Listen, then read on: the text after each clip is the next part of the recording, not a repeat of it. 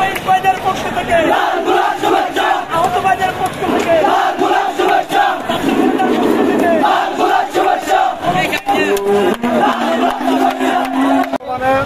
বাংলাদেশে স্বৈরাচার খুনি হাসিনার পতন হয়েছে।